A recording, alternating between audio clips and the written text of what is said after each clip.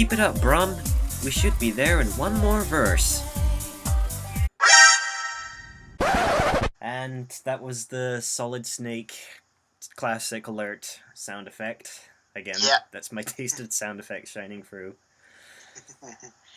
Now, originally, when I was showing you like the story, because we're getting closer and closer to the final epic battle, we decided to share our storylines, but keep quite a few details secret. Yeah. And originally, Fresh was going to notice in the sky like the Dalek ships were still orbiting Earth, and that would indicate to him that Snakestaff is still out there. But then you basically said just have him sense that Snakestaff's alive because you have your own ideas when Chapter 8 comes out. Yeah, because basically the way you left it with Chapter 6 is, even though Snakestaff was gone, Fresh still knew that the ships were out there. Mm-hmm. So for him to have 2 months later spot the ships again and be like, oh yeah, there's Daleks out there, it would have been a bit like, yeah, that's not something you forget anytime soon. So it seemed to make more sense that you'd sense Snakestaff's return, or something, maybe Snakestaff's return, who knows, in the distance. I felt it made more sense. Alright. But I will say, at this, I'll clarify, at this point in time, where Fresh is sensing Snakestaff's return, Snakestaff is dead. Mm-hmm. So, but I know how he's sensing it, because you'll see that in Chapter 8. So how is he sensing it? We'll see. Yep. No. No. There's no way! Oh, wait, Brum, stop! What's the matter, Fresh? Snakestaff's forces. They're still out there. They still could be dangerous! What? But they're still alive. What do you suggest we do? First things first. Brum, head back to Gloucestershire. Completely different image of a highway, but you still get the idea. Yeah, it looks great. Yeah. For those of you who haven't grown up with Brum, you basically, like I've said before, he fights crime, and by which I mean take down people who steal charity money baskets or something, or stop a rampaging barbershop chair from stealing away the barber. So, yeah. Brum was a weird show, but it was awesome to me. The reason why I said, which is why I sort of said, guard the area and let me know if you discover anything, because he has human-like intelligence, so he'd understand that. And finally, the reason why I said head back to Gloucestershire is because that is where Brum sleeps tonight, in the Gloucestershire Car and Motor Museum. So, yeah, I thought that would make more sense, because that's where his actual RC model lives now. Yeah. So, yes. Guard the area, and let me know if you discover anything. So, what's the plan now? Come with me, Lefty. We're going back to nowhere. Well, wait a minute! The Daleks were able to track us through sour powder. Why would we come back here? Just pausing here pretty quickly. In the past, you've often, I think details around the dimension nowhere was a bit vague, and so I thought I'd finally definitively say that this isn't technically on Earth anymore. This is another dimension where we can do what we want. Yeah. So yeah.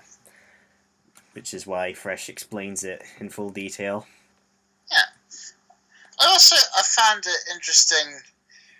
I think I should point out, though I don't know if it speaks for itself, but obviously I don't know if it's so much a case of the Daleks traced where you were through sour powder as much as they knew where the Daleks left sour powder. Yeah. If you know what I mean. They knew where. You know?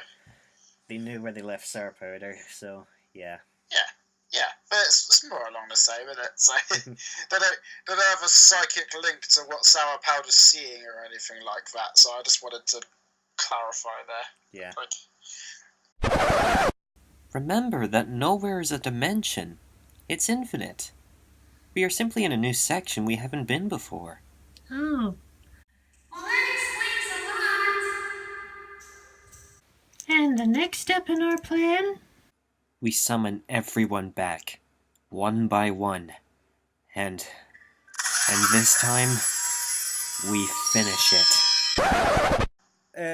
This was kind of a bit of accidental editing here that I decided to keep in, is because I accidentally put in two ands in that speech bubble, and I didn't notice it was there until I was recording that line, and so as you can see here, Fresh is sort of wavering between reasonable and crazy. Just as a bit of character development, like now he's definitely determined to stop this guy's reign of terror. yeah, I know. He has that. So he knows what's at stake. Mm-hmm. So this time round. So, well, I mean, we all make the occasional little mistake in the stuff, don't we? I mean, remember when I had that? There's barely noticeable ones. Mm-hmm. I've done it a lot where I write scripts and I put the twice and things like that, and it's like, "Dah!" and then you go back to watch the video again and you realise what you've done, and it's like, ah. Yeah, but I decided to keep, because when I was reading the speech bubble, I sort of got confused, like, we summon everyone back, one by one, and this time we finish it, because I kind of realised, it's pretty interesting use of grammar here, like he's coming up with a plan on the spot. Yeah. So yeah, that's why I kept it in.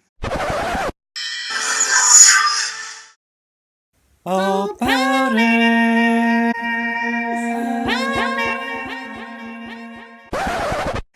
That little call out there is actually a reference to the Hog Rider commercial for Clash of Clans. Because you've probably seen it on YouTube where Clash of Clans, like, the army struggling and we need backup, and the Hog Rider comes in and calls out to his fellow Hog Riders like, Hog Riders! And so, yeah. I've never played Clash of Clans, but I do know what it entails. Yeah, so I just thought, why not do the same with the other powders? So yeah. I have to say, this could be the scene.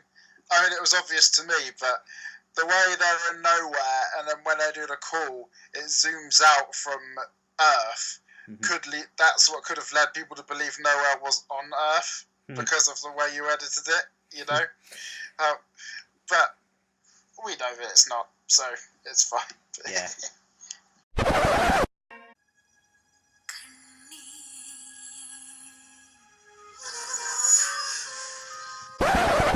Yeah. Now, this whole entire summoning segment, all the way from Curry all the way to 4, they're actually the first clips I worked on for this chapter. Yeah, because I knew for chapter 7, I knew I was going to summon everyone back.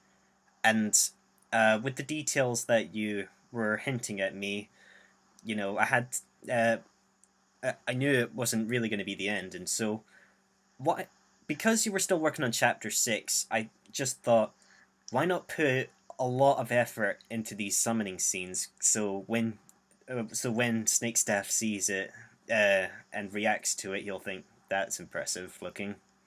Oh yeah, I'm surprised now that you're telling me how much you worked on while I was making chapter 6. Mm-hmm. That's pretty.